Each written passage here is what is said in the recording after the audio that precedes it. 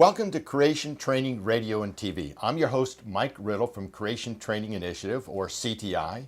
And what we do at CTI is we have training courses to help prepare people to speak and teach on creation. Now, this week we have a very special guest with us. Again, Buddy Davis. Thank you for coming back. We had a wonderful session last time on dinosaurs, but we still have a lot to go on dinosaurs. There's a lot more to cover, and thanks for inviting me back. Yes, and Buddy, give me some of your background again. And what do you All right. do? Well, I work for Answers in Genesis, and then I do some things by myself as well. And I'm a singer songwriter, so I do concerts all over the United States and really all over the world. I've been to Africa, I've been to Australia, so we get all around with our music and our speaking these days. I heard you just did a concert in a cave. I did. We have a brand new DVD that's out. It's all on caving, and so since I'm a singer, they decided, well, why don't Buddy do a concert in this cave? And it was at Cumberland Caverns in Tennessee. It's a wonderful, wonderful cave to go and visit. And so we did a concert there. We actually camped out inside the cave. I think I had about 90 people that went with me. Mm-hmm. And since we had this DVD out, they kind of wanted to put that all together. And to get back in there, you couldn't walk all the way, could you? Oh, no. There's some parts where we had to crawl. When we were doing the show, I crawled like 200 yards, and maybe more than that. You couldn't even get on your knees. I mean, you had to just slide like a snake on your belly. And then it would open up into some beautiful, beautiful, huge rooms. And they said that we filmed some things that had never been filmed in these caves before. You're quite an adventurer. I remember you telling me your story about mosquitoes in Alaska. Oh, man, I tell you, you never see mosquitoes till you've been to Alaska at the right time of the year. And I mean, and you were hunting for dinosaur bones, weren't you? Yeah, I was looking for unfossilized dinosaur bones on the north slope of Alaska. And but the mosquitoes, I tell people, be just like if you'd take a hornet's nest and hit it with a stick and don't run, you know how the hornets would be all over you.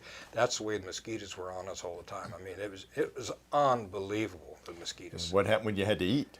Oh, well, I tell people it tastes like chicken. Mosquitoes taste like chicken. Yeah, that's right, it tastes like chicken.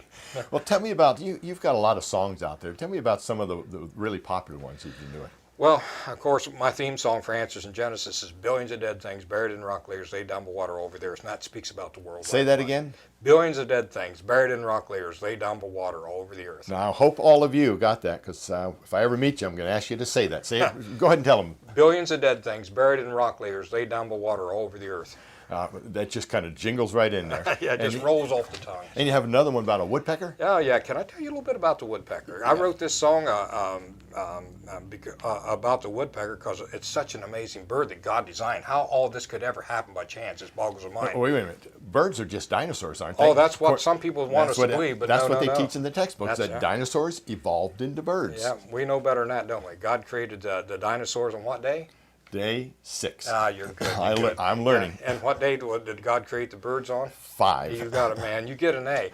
But the woodpecker, if we talk a little bit about the woodpecker, a lot of people, when you hear this sound in the forest, the woodpecker is drilling on the tree. Well, scientists used to think that the woodpecker, he blinks his eyes every time he makes that noise. And his eyes blink every time he does that. And they used to think, well, the woodpecker's blinking its eyes, keeps sawdust from getting in its eyes. That's what you'd think, but they found out, no, that's not the reason. The woodpecker hits that tree so hard and so fast. In fact, it's as fast as some bullets will travel through the air, and that's enough pressure to keep those eyeballs in its skull where they belong. I'd say that's a pretty good design. Then the woodpecker has stiff tail feathers, a lot stiffer than most birds, because the woodpecker, when it's drilling on a tree, uses its tail as a brace against the tree. Kind of like a tripod. Yeah, and 2 toes to point forward, 2 toes to point backward to help it to anchor to the tree. And then brain surgeons have studied the skull of this bird because the skull was so well designed, but it doesn't. And there, God put like a cushion in between the skull and the brain so its brains don't turn to mush whenever it's drilling really hard on a tree. But what I really love about the woodpecker, Mike, is its tongue. It's got a long, skinny tongue. Most birds have a relatively short tongue. No, not the woodpecker. He's got a long, skinny tongue. And then on top of that, the woodpecker has an extension on the back of his tongue, and the woodpecker's tongue wraps all the way around its skull and sticks inside of its right nostril. Yep, the woodpecker keeps part of its tongue inside of his nose. I just wonder how many people out there keep their tongue in their nose. Well, not too many. I usually tell that to boys and girls, and I say, oh, that's cool. So when the woodpecker's drawing on a tree, and discovers, oh, there's something there, I wonder what's inside that hole. He takes that long, skinny tongue, sticks it down that long, skinny hole. How's a woodpecker going to tell the difference between a bug or a piece of sawdust? God thinks of everything. God designed like little tiny whiskers on the tip of that woodpecker's tongue that tickled a bit. You can feel that movement. Ah, this is something I can eat. It's not sawdust, this is bug. I can eat this. Problem. How's a woodpecker going to get that bug out of that long, skinny hole? God thinks of everything. God designed like a little factory, like a glue factory in the tip of that woodpecker. Now, all this is working. Woodpecker doesn't know how this is going. It just works. And the woodpecker has this little factory that makes glue. And the woodpecker sticks the bug to the end of its tongue so it can draw that bug out of that tight, skinny hole, pulls that bug back into its mouth. How's he going to swallow the bug? It's glued to its tongue. God thinks of everything. God made another factory in that woodpecker's tongue, but this one is a dissolvent that automatically dissolves that glue, no problem. So now that woodpecker can swallow that bug. I don't know about you, but that's an awful lot of things that has to happen by time, matter, and chance. It tells me we have an awesome God, knows how to do all the detail right from the get-go, and designed all that information in the bird we call the woodpecker. And you said the key word there, information. Think of this now. The woodpecker blinks its eyes every time it comes forward to hit that tree. Yep. How many woodpeckers lost their eyeballs before they learned to close their eyelids? That's right. It shows that we got a master designer that knows how to do this. Yes. It takes a lot more faith to believe that it happened by time, matter, and chance, and then we have an awesome God who speaks and it is done. And some people say, oh, that's instinct. But I like to ask, what is instinct? It's really doesn't describe anything. When somebody says it's instinct, what they're really saying is they don't know. Yeah. See, what it is the information God programmed into their DNA that allows them to do that. We do something very much like that. You know what we do every time we sneeze with our eyes? Blink 'em. Right, we close them. Because you know what happened if you didn't close your eyelids and you sneezed? Your eyeballs would not pop out into your soup. That wouldn't happen. But the pressure could hurt them a little bit. Yeah. So we automatically close our eyelids every time we sneeze, not because of instinct, because of the information God programmed into our DNA. Don't we have a great God? We do other things, not by instinct, by information. Now I'm going to really mess everybody up here. How many of you are out there thinking about breathing right now? Now you're thinking about it. But you know, we don't have to think about that because it's an automatic thing God did for us. Yep. Because if we had to think about breathing, we wouldn't go to sleep, would we? Because we wouldn't wake up. But God put all that in us. We have, like you were saying, we have an awesome God out there. Yes, we do. He knew everything about us. Isn't it good to be in a ministry where God gets the glory instead of time, matter, and chance? Isn't that exciting to see God get the glory that he deserves? It sure is. Now, there's another strange creature in the Bible. I need you to help me explain this one. Okay. Creature called Leviathan. When I read that description in there of Leviathan in Job chapter 41, it's got sparks of fire leaping out. Yeah. Fire-breathing Now, dragon. Right. And now I like to ask everybody, has anybody ever seen a real fire-breathing dragon? And the answer is no. No, they really haven't, other than television, and that's pretend. But, buddy, I heard there is a real dragon-like creature that lives today. You're talking about the bombardier beetle? Bombardier beetle, Yeah, yes. a little insect that shoots a hot, fiery gas out of its abdomen at a hot 212 degrees at its enemies, yet it doesn't burn itself up. And it never misses, and it burns spiders, toads, snakes, anything that wants to eat the bombardier beetle is going to get burned with this hot, fiery gas. And it uses two types of chemicals, an inhibitor, knows how to mix these gases just right at the right moment. So poof, it burns these spiders and snakes. How did all that happen? By time, matter, and chance? I mean, this was something better worked first time. There's not going to be a bombardier beetle. That's right. I've heard that some of our combustion engineers are studying this tiny little creature, a half-inch long, to build better combustion engines, more efficient. Wow. Now, this bombardier beetle is an incredible creature. You said shoots out 212 degrees, basically a liquid fire. Yeah. Now, how does it do this? And you mentioned it's got two storage tanks in there. Yep. And one storage tank has hydroquinone, hydrogen peroxide. You know what happens when you mix those two things together? Nothing. But then it opens the door and shoves those chemicals into another chamber where it has some inhibitors, some enzymes, and then when it shoots out 212 degrees liquid fire. Can you imagine what that does to a frog's tongue? Yeah. Wow. Now I like to do a little fun thing with this bombardier beetle. Let's play evolution here for a moment. Let's just play evolution. We go way back in time before bombardier beetles had any defense mechanism. So here's all these bombardier beetles growing along, getting eaten up by the frogs. And one day, cousin bombardier beetle says, well, gee, I better learn how to defend myself. I think I'm going to evolve some chemicals into inhibitors. So it gets all these things together, doesn't know how to separate them yet. You know what happens if it doesn't separate them? We're all going poof, poof, poof, and we're all blown up, and we're all dead. You know what we know about dead things, buddy? They don't evolve, do they? No. So maybe one of them survives. And he says, well, gee, I better separate these chemicals. And this is a very smart beetle, because it's built these 2 storage tanks and never even watched Bob the Builder. Isn't that incredible? So it's got the 2 storage tanks now. Got everything separated. Here comes that frog again. Opens up the door, shoves the chemicals into the second chamber. But you know, it doesn't have the information to close that door yet. And if it doesn't close that door, you know what happens? We have the explosion going out both ends. We've just blown our head off and we're all dead. You know what we know about dead things? They don't evolve, do they? No. But maybe one of them survives. It's got it all figured out now. Here comes that frog again. Bombardier beetle opens the door, shoves the chemicals into the second chamber, closes the door, and shoots out 212 degrees liquid fire. But you know, this thing's an insect. That means it's got 6 legs. You know what happens if this beetle doesn't know where its legs are when it shoots out 212 degrees liquid fire? It just shot its legs off, and they're all laying on the ground, getting eaten up by the frogs, and they're all dead. You see, this can't happen by evolution. As you said, buddy, this all has to happen the first time, or there'd be no bombardier beetles. right. This is not chance. This is real, intelligent design by an all-knowing creator God. And if God can show us a little insect that can do this, why couldn't he have done something equally amazing in a huge animal that we might call a dinosaur or a dragon? That's right. And to have all that information in, why couldn't it use some type of chemical similar to what the bombardier beetle does and shoots out that hot, fiery gas? Right. I mean, the Bible tells us to be able to defend our faith, give a reason for the hope that's placed within us. And I believe that we can do that. And I think God shows us, things just like that bombardier beetle. We need to train our children on these things because they are also, as Christians, told to learn how to defend their faith. And that means it's up to us as the parents, as youth leaders and pastors and Sunday school teachers. We have to train these children how to defend their faith. Yep. And it says right in the Bible, as you said, 1 Peter 3:15, we're to have a ready answer always for the hope that's within us. You know, there's another place in the Bible, Jude 3, not chapter 3, only one chapter there, but Jude 3, it tells us and commands us to contend for the faith. And that word contend is one of the strongest words in the Bible. It means we are to agonize over our faith. So the Bible commands us to be able to do this. Yeah, it's sad. It's sad that, you know, I can't understand, Mike, why there's so many pastors and youth leaders today. There's information being made available, and they ignore that information because they still hang on to the millions of years. Because I think they want to please man rather than God. I tell you what, who's insulted? Would you rather insult a person or would you rather insult a holy God? I don't want to insult God. No. And I think he writes plainly. I believe he means exactly what he says. He's God, he's all powerful, he's awesome in his power, and he gave us his word as when he did it. And I think it's about time that the church starts to believe in his word. Yes. Well, I got another question for you, buddy. Okay. What color were dinosaurs? Oh, that's a good one. I tell people maybe they were purple like Barney is for all I know. The thing is we don't know what color they would be. In the fossil record, you do find mummified dinosaurs. You find skin texture on some dinosaurs, but the color is never in there. So maybe he could be any color. I like to look at reptiles today. I mean, there's all kinds of colors of reptiles. Why couldn't the dinosaurs be different colors as well?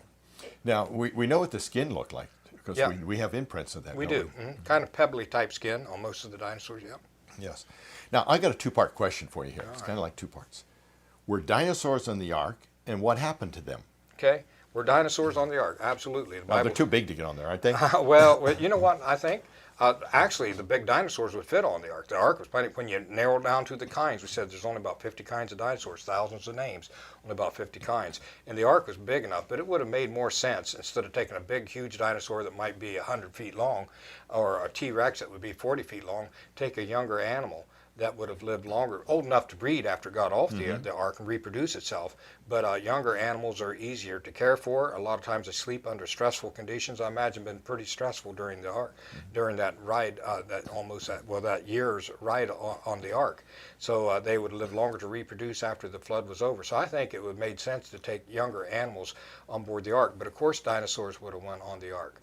So now the dinosaurs that were not on the ark, that's where your fossils come in, because almost all, we talked about billions of dead things buried in rock layers, they dump water over the earth, and so they would have been buried very quickly. So and I think that's where you find the fossils. I think the fossil record is a powerful testimony of God's judgment on this world. Because we find dinosaurs all buried together. We call them graveyards, where we find multiple different dinosaurs all buried and fossilized together. That does not happen by long, slow processes. No, it doesn't. And we find most all our fossils in sediments laid down by water. Yeah, and Yes, there's people say, well, there's no evidence of the worldwide flood. They neglect to look at the fossil record. That's powerful. Satan's been very clever. He's caused most people, when you look at fossils, he's tricked the mind within the last few generations to think of an animal that lived and died millions of years ago. Yeah, I dig up dinosaur bones. I've yet to find the first dinosaur bone come with a label on it that says, hi, I'm 65 million years old. That's a number that's put there by man. With their dating methods, it always gives you scattered results. You end up picking the date that best fits what your theory would be. And you made mention how the world has influenced us, and that goes along with the dinosaurs being on the ark. We always think of the great big grandma and grandpa creatures going on the ark. The Bible never teaches that, does it? No. All he had to bring was the young juvenile creatures, Yep. the young elephants, the young giraffes, the young dinosaurs. Yep. And you mentioned there's only about 50 different kinds of 50 dinosaurs. different kinds. Plenty of room to fit all those creatures on the ark. So why don't we have dinosaurs today? Yeah, what happened to them? Well, when they came off the ark, no doubt after the flood, the landscape had changed greatly. Probably they were not as successful in reproducing as they were would have been in the pre-flood world. The ones that lived for a while became known as the dragons. I believe that's where the dragon legends come in. Powerful evidence, I believe, of that, with the dragon legends that you find all over the world, and pictures that people draw of dragons that look remarkable, like what we call dinosaurs today. And they died off for a number of reasons, just like we lose animals every day on this planet. Habitat changes, hunting pressure, populations move in. They just couldn't get a good enough toehold. But I do believe that the ones that lived at least for a while could have been where the dragon legends stem from. Yep. So they went on the ark and they came off the ark, and that's a pretty big event to survive, isn't it? Yep. So does that mean they got their T-shirts after they came off the ark? Yeah, I survived the flood. Yeah. So here's my T-shirt. Yeah. Well, dinosaurs, they did survive the flood, came off the flood and lived for a while. Yep. And we've got pretty strong evidence, as you've been teaching here, that Yep. they haven't been dead that long. No, with the pictographs and the red blood cells that you find in dinosaur bones, we talked about that the last program. Finding red blood cells in dinosaur bones, powerful evidence. They're not millions of years old. Right. So the real evidence supports the biblical model of creation it in a does. young earth. Yeah. And clearly refutes this evolution model of billions of years. However, our education system doesn't want to teach that. You know what's amazing to me, Mike? I do a workshop where I teach boys and girls how to sculpture dinosaurs, since I'm a dinosaur artist sculptor. And I do give them this drawing of a T-Rex head. I say, we're going to make this T-Rex head. Here's a drawing. And here's a little bit of clay we're going to make it. And I tell them how to set the glass eye in, how to put the clay over this drawing, and how to texture the skin. And I said, now, anybody that sees your sculpture when you're all done, they're going to say, hey, did you do that? And I tell the boys and girls, I said, all you have to do is just tell the people, no, I didn't do that. Didn't you hear 1,000,000 years ago there's an explosion in a clay factory and that just turned out? Nobody would buy that, right? It's obvious somebody had to make that. It's just clay on paper. But it's obvious it had a designer. Yet some of the same people that recognize that this clay model had to have a designer, I don't care how many millions of years you'd want, when you look at that, it's more reason to believe it had a designer. But these are some of the same people that will look at the bones of the dinosaur, these huge, well-sculptured bones that couldn't happen by chance, that had a heart inside of it that was beating like this right here, had lungs inside of that chest cavity that was breathing air in and out, had a brain that could think, had eyes that could see, ears that could hear, had a nervous system, had juices in its mouth to break down its food particles. If it became injured, its body knew how to heal itself, and the blood knew how to clot, so that could work. Some of the same people that look at the clay model that the boys and girls do realize it had to have a designer. The same people that look at this dinosaur that's far more superior than the clay model would ever be, and they say that happened by chance. No wonder God says we're without excuse. Buddy, I love your emotion when you get into this, and I love your passion when you speak. You speak to little children, and you speak all the way up through adults on creation, God's special creation. Well, thank you. Now, you go all over. What would it take to have somebody get you to come to their church or location? Oh, just write me. How do they get a hold of you, buddy? Well, you can get a hold of me through Answers in Genesis, and that there's a good way of doing that. Or they can just get us on our Facebook page. So a lot of people, I have a Facebook page. It's AIG Buddy Davis. Okay, make sure everybody get that. Repeat that again. AIG Buddy Davis. Don't put in Buddy Davis. I pop up, but I don't keep it up. You got to get on AIG Buddy Davis, Okay. and you can get a hold of me that way. And that's, by the way, the Facebook page, AIG Buddy Davis. We do a scripture verse every day. I live live in Amish country in central Ohio, so in fact, I have my own buggy and my own horse. Do I you? really do, yeah. We live in about a 180-year-old log cabin. It's original cabin, so when I'm home, I take pictures in and around the cabin and stuff. And when I'm on the road, I always take pictures that's on the road. Just like a real frontiersman. Oh, I love it, man. I just love it. I tell you, God is so good to me. I tell people I get to build songs, or I get to build dinosaurs and sing songs. You can't beat that with a club. What are some other your really popular songs, like Soar? I've heard of that one. Yes, oh yeah. I get testimonies where that song's been used in for funerals. That song has been used for people that's had cancer and that's going through cancer treatments right now, just as an encouragement to them. God's used that song in a powerful way. And so it's a song about an eagle.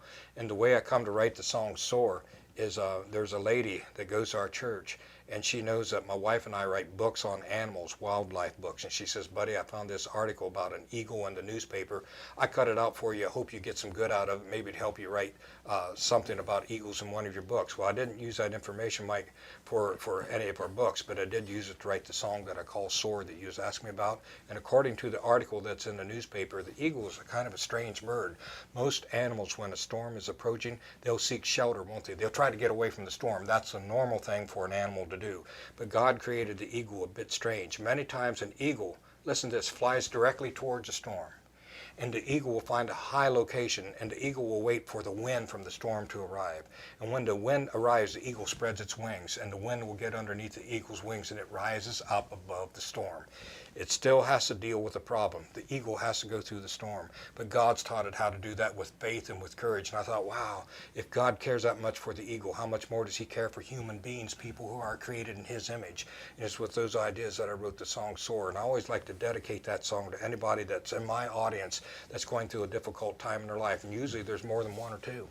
And I hope that song will be an encouragement to them. And God has used that song, and to him be the glory. Yeah, we've got a lot of your CDs there, buddy, and Thank you. they are great. Thank you.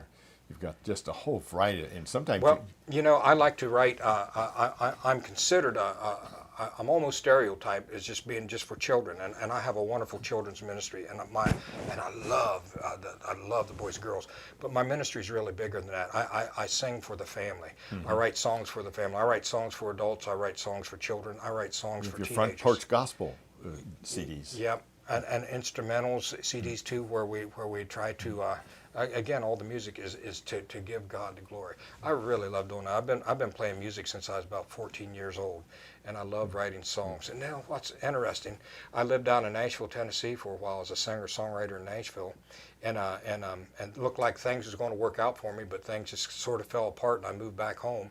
And this is how God, did you hear if I'd say this? Nope. I moved back home, and I thought, wow, I've really failed. I didn't make it in Nashville. God had bigger plans for me. Had I remained in Nashville, I wouldn't know I could sculpture. I didn't know I could sculpture. And I started sculpturing. I started sculpturing dinosaurs, and it took off for me.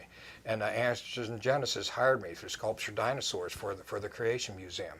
And I was completely satisfied. Then Ken Ham sees my guitar when he's visiting at my log cabin one day. He says, play me a song on your guitar, and I didn't want to do it. I wasn't practiced up, and I played him a song. This is God working, and God was answering a prayer that took over 32 years for it to be answered. So you never give up on your prayers. You just don't quit. Right. And God was working that night, and he liked my song. He put me on the road singing. Now I have like 18 CDs. It's out, getting ready to record a brand new CD in just a few months. And I tell people, you know, that's God. That didn't happen by chance. Nobody's going to convince me it could anything but God could do this. And I just feel so blessed. I get to sing, and I get to build dinosaurs. I get to sing for the whole family, for boys and girls, and for moms and dads, and it's just awesome. God is great. Blessed life we have, don't we? Amen. Well, let's finish up with the T-Rex. Oh, I love T-Rex. Tell us about that T-Rex. T-Rex is a superstar of most dinosaurs, yes. right? I mean, everybody knows what Tyrannosaurus Rex is. He's a dinosaur that weighed about 7 tons. That's as much as a big bull African elephant will weigh, 7 tons. T-Rex was about 40 feet long.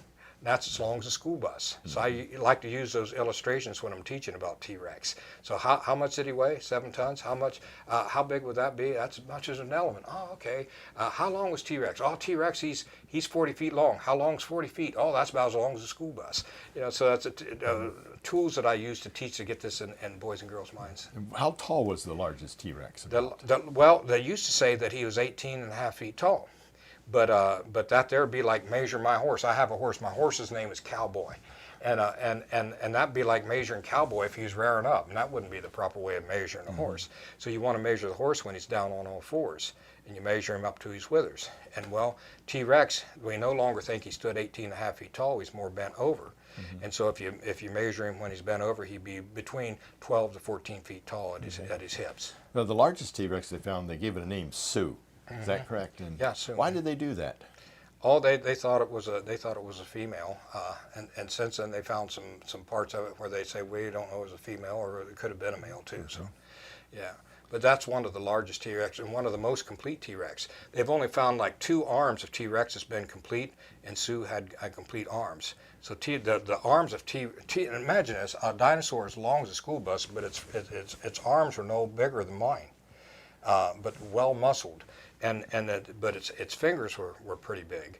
I've got some castings of the fingers and the claws of T-Rex, and they're huge, but little tiny arms on this big dinosaur. In fact, the arms wouldn't even reach to the dinosaur's mouth. They're not even sure what it uses arms for. Yeah, not for wrestling, that's for sure.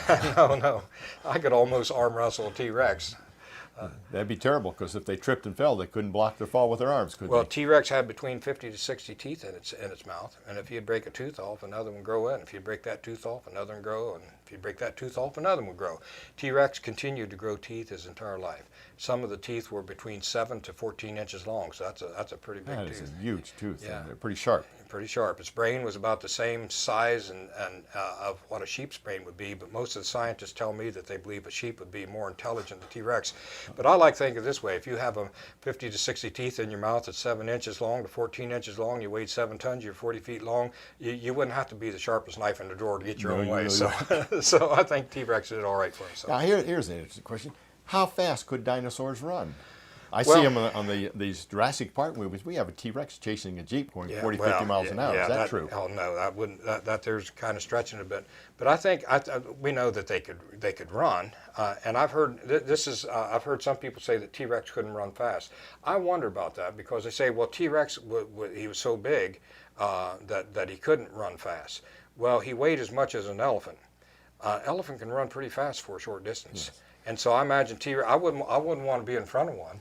No, I've heard they can go up to maybe 20 miles an hour, which is pretty quick. That's pretty good. But not as fast as the Olympic runners. No. However, we get tired when we run fast, don't we? We start slowing down. I know I do.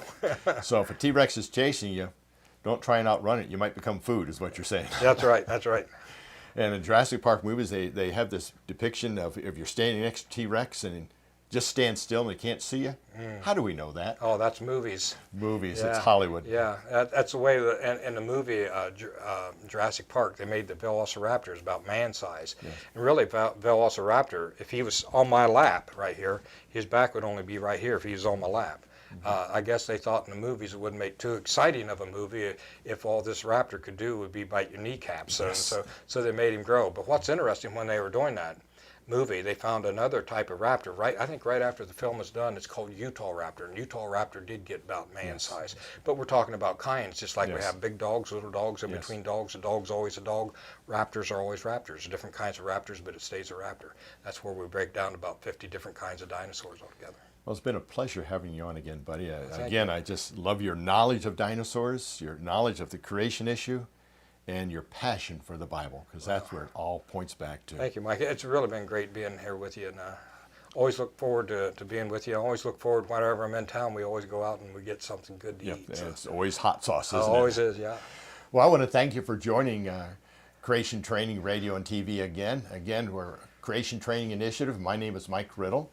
And if you'd like to bring us out to your organization, your church, or have Buddy Davis come out, how can they contact you again, Buddy? The best thing I could tell them would be check my Facebook page. That's AIG Buddy Davis. Or you can go to our website, and if you can't get a hold of Buddy, we can get a hold of him for you. It's creationtraining.org. If these lessons had been a blessing to you, you might consider financially supporting the Ministry of Creation Training Initiative.